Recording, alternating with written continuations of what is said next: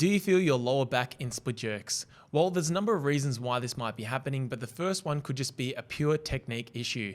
Assuming this is a technique issue, not a movement issue, which I'll get to later on in the video, we'll start with a technique issue.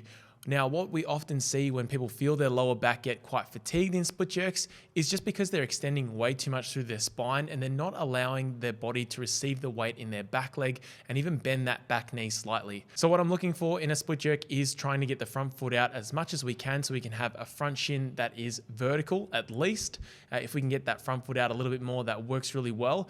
And we want to have a back foot that's slightly off the floor and a back knee that's slightly bent and allows us to absorb some weight in it. What we want to try and do when we receive the weight overhead is we want to try and keep our ribs down, and that's going to make it a lot easier to try and find that stack position. Working on someone's bracing strategy where I'm cueing them to do a complete exhale and then hold that tension and then inhale. You can try this right now and you might feel a lot more tension and tightness in your abs. It's also going to be a lot easier for you to try and keep your ribs down as you do this rather than creating a big pooched out belly breath where you might be flaring and exaggerating that extension that you might already have in your back, so that when you go overhead, it makes things a little bit more challenging. One of the best ways to get started, considering it is more of a technique issue than a movement issue, might just be something as simple as moving someone's grip slightly wider. That might be an easy return on our investment because we can just get them slightly wider. It's going to give them a little bit more range of motion and bypass their inability to upwardly rotate their scaps, or if they're having it a hard time trying to keep their ribs down. We can also do things like adding a pause in the split jerk and working on a jerk recovery. A jerk recovery is going to be a great way to teach someone how to shift their weight back and find that balance in the split jerk. If they can try and keep that back knee bent in a jerk recovery where we do that fake dip and drive, split under it, hold there, and then take the weight off the rack, we can also overload this position as well. So it's going to be a great tool if you wanted to develop your strength in the jerk or just get used to holding heavier weights overhead. As I said earlier, provided it's a technique issue, we can make huge differences to someone's movement just by playing around with some subtle positions, and we don't have to regress them to laying on the ground or teaching them some other weird movements and trying to make them feel like they're really weak. We can keep them performing the skill and we don't have to break it down too much, and we can try and intervene just by giving them some subtle cues and constraints to develop their technique.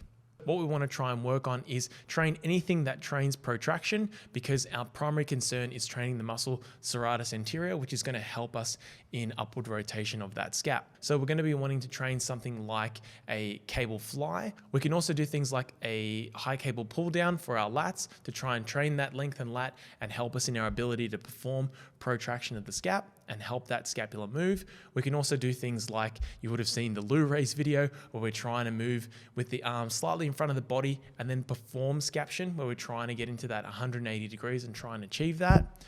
And then finally, you can do things like assisting the ribs to move and performing any kind of rotational or side bending movement where you might be performing a kettlebell windmill. So you might be just leaning over, locking the arm out overhead and trying to reach. And that might feel really good for your ribs and helping that move so you can have a lot more function for the scap and you might feel like you're not as compressed through the upper back.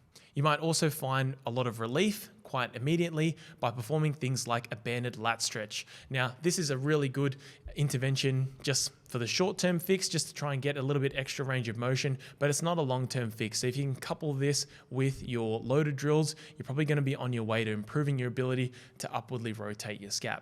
Now, obviously this is going to relate back to split jerks, because if we can improve our ability to upwardly rotate our scaps and help how our ribs move, then we're not going to be wanting to find that range of motion through our spine when we receive the weight overhead. It's going to allow us to lift a lot heavier. It's going to allow us to do a lot more volume on split jerks because we're not going to get beat up by being in inefficient positions. So hopefully that helps. Hopefully you enjoyed today's video and you can get something out of it and you can try and apply these concepts or training decisions inside the gym, and hopefully that helps you. So thanks for watching, guys. If you want to know more about weightlifting, stick around and you can check out more videos on the channel. I'll link some on the screen now.